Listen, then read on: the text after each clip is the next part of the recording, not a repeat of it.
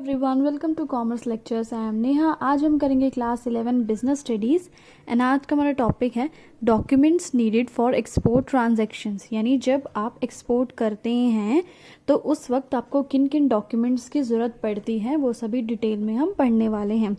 तो सबसे पहला डॉक्यूमेंट है जो हमें ज़रूरत पड़ती है वो है एक्सपोर्ट इनवॉइस। इसका क्या मतलब है? सेलर्स का बिल है ये, ठीक है। सेलर कौन होता है? जो गुड्स बेचता है, यानी एक्सपोर्टर, उसका बिल होता है ये। और इसमें क्या क्या चीज़ें लिखी होती है इस बिल के अंदर, जैसे कि वो गुड्स जो बेच रहा है वो कितनी उसकी क्वांटिटी है, उसकी टोटल वैल्यू यानी कितने रुपए के हैं, उसके अंदर कितने पैकेजेस हैं, ठीक है, कहाँ उसको वो गुड्स पहुंचाने हैं, कौन सी शिप से वो गुड्स आ रहे हैं, डिलीवरी और पेमेंट की क्या टर्म्स हैं, यानी पैसे कैसे दिए जाएंगे, ये सारी डिटेल्स उसमें लिखी होती हैं। सेकंड चीज़ है आपकी पैकिंग लिस्ट। नाम से ही पता लग रहा हो ना, पैकिंग यानी कुछ पैकेजेस की बात हो रही है।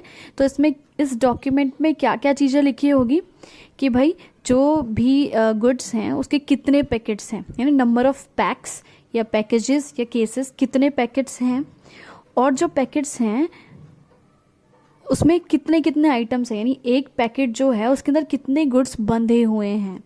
Details of goods contained in one package, यानी एक पैकेज में जो गुड्स बंधे हुए हैं वो किस टाइप के गुड्स हैं, क्या उनकी डिटेल्स है, कैसे कैसे टाइप के गुड्स हैं, वो सभी भी लिखा होगा।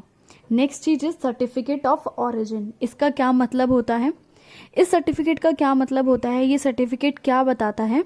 It specifies the country in which the goods are being produced. जैसे कि अगर मैं एक मैन्युफैक्चरर हूँ, इंडिया में रह के मैन्युफैक्चरिंग का काम कर रही हूँ, प्रोडक्शन कर रही हूँ, गुड्स बना रही हूँ, और मैंने ये सर्टिफिकेट ले लिया, तो इसका मतलब ये है कि ये मेरे पास प्रूफ हो गया है कि भाई ये गुड्स इंडिया में ही बने हैं, किसी बाहर देश से नहीं लाए गए हैं।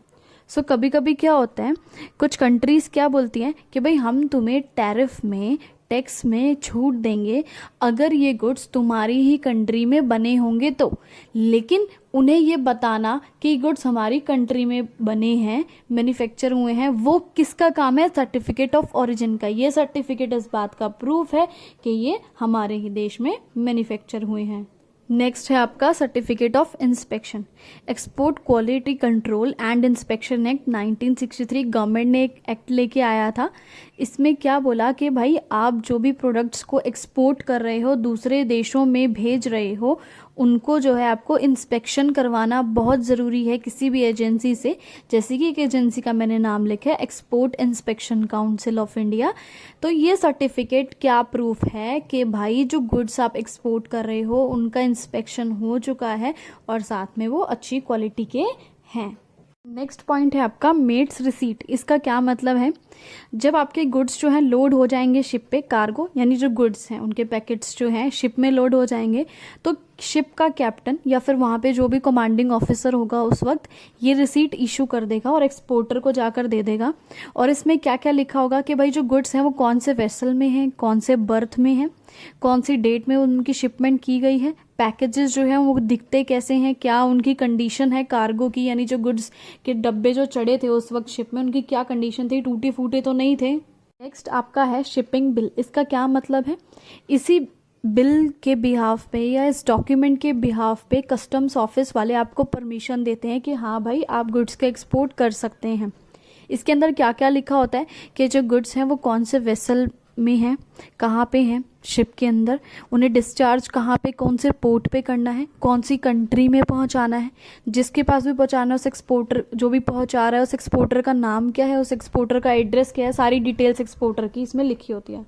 नेक्स्ट आपका है बिल ऑफ लेडिंग। इसका क्या मतलब है? ये एक डॉक्यूमेंट है जो कि इशू कौन करता है?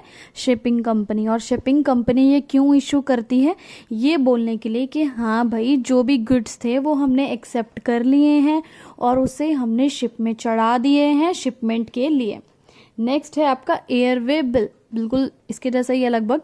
इसे कौन इशू करता है? एयरलाइन इशू करती है। और क्या बोल के इशू करती है कि हाँ भाई जो भी गुड्स आपने हमें भिजवाए हैं वो हमने एक्सेप्ट कर लिए हैं और हमने उन्हें प्लेन में चढ़ा दिया है ताकि उनका एक्सपोर्ट किया जा सके। नेक्स्ट है आपका मरीन इंश्योरेंस पॉलिसी। ये एक टाइप का इंश्योरेंस कॉन्ट्रैक्ट है, नाम में ही इंश्योरेंस, तो ये एक इंश्योरेंस कॉन्ट्रैक्ट है। इसमें क्या होता है, इंश्योरेंस कंपनी क्या करेगी, एक्सपोर्टर को क्या देगी, कोई भी अमाउंट देगी। कब देगी? जब जो है गुड्स डैमेज हो जाएंगे या गुड्स ख़राब हो जाएंगे किसी भी रीज़न से, ठीक है, लेकिन कब ख़राब होने हैं, जब उनका ट्रांसपोर्ट हो रहा है सी के थ्रू, मतलब वो शिप में जा रहे हैं, उस दौरान ही उनका कुछ नुकसान होना चाहिए। अगर ऐसा हो जाता है तो इंश्योरेंस कंपनी एक्सपोर्टर को उसके बदले कॉम्पेंसेशन देगी और एक्सपोर्टर उसके बदले क्या देगा, उनको प्रीमियम पे करेगा। नेक्स्ट चीज़ है आपकी कार टिकट या कार चिट और गेट पास। इसको एक्सपोर्टर बनाता है, एक्सपोर्टर बनाएगा और इसमें क्या क्या लिखेगा, कार्गो की डिटेल्स लिखेगा, जैसे कि कितने पैकेजेस उसने दिए हैं, ठीक है, ये जो जितने भी पैकेट्स पैक करे होंगे उसने अपने गुड्स के, उन सब की डिटेल्स लिखेगा, शिपिंग बिल नंबर लिखेगा और ये गुड्स कहाँ पहुँचाने हैं ये सभी चीज़ें इसमें लिखेगा। नेक्स्ट आपकी चीज़ है लेटर ऑफ क्रेडिट। इसका मतलब क्या है, इम्पोर्टर जो होता है वो अपने बैंक के पास जाता है और बैंक को बोलता है कि भाई मुझे लेटर ऑफ क्रेडिट इशू कर दो एक्सपोर्टर के लिए, ठीक है। तो इसमें क्या बोलता है लेटर ऑफ क्रेडिट, है क्या चीज़, इम्पोर्टर का बैंक गारंटी देता है किस बात की, कि भाई एक्सपोर्टर तू शांत हो जा, तेरे जो भी बिल हैं उनकी सारी पेमेंट मैं करूँगा इम्पोर्टर के बिहाफ पे, तुम्हें टेंशन लेने की कोई ज़रूरत नहीं है कि पैसा डूब जाएगा, इस बात की गारंटी यहाँ पे मैं दे रहा हूँ। तो नेक्स्ट चीज़ है आपकी बिल ऑफ एक्सचेंज। सबसे पहले बात ये है कि बिल ऑफ एक्सचेंज बनवाता कौन है, एक्सपोर्टर। किसके ऊपर बनवाता है, इम्पोर्टर के ऊपर, ठीक है, ये तो हमने सीख लिया। अब होता क्या है, ये एक रिटन इंस्ट्रूमेंट होता है जिसमें कि एक्सपोर्टर लिखवाता है कि भाई इम्पोर्टर सुन, तूने मुझे एक पर्टिकुलर अमाउंट या जो भी मैंने तुझे सामान बेचा है उसका पैसा तूने मुझे पे करना है। ये छोटी सी बात जो है इस डॉक्यूमेंट में एक्सपोर्टर लिखवाता है इम्पोर्टर के लिए। नेक्स्ट और लास्ट आपकी चीज़ है बैंक सर्टिफिकेट ऑफ पेमेंट। इसका क्या मतलब है, इसमें डॉक्यूमेंट में क्या लिखा होता है कि भाई जितने भी डॉक्यूमेंट्स हैं, ठीक है, और साथ में जो बिल ऑफ एक्सचेंज है वो सभी चीज़ें जो है एक्सपोर्टर इम्पोर्टर को दे चुका है और इम्पोर्टर इसके बदले पेमेंट भी दे चुका है। देखो लिखा है ना, payment from importer has been received, के एक्सपोर्टर सारे डॉक्यूमेंट्स दे चुका है और इम्पोर्टर उसके बदले पेमेंट दे चुका है in accordance with exchange control regulation. इसके अकॉर्डिंग जो है हमें पैसे मिल चुके हैं। इसका वीडियो खत्म हुआ। Thanks for watching this video, please like share and subscribe.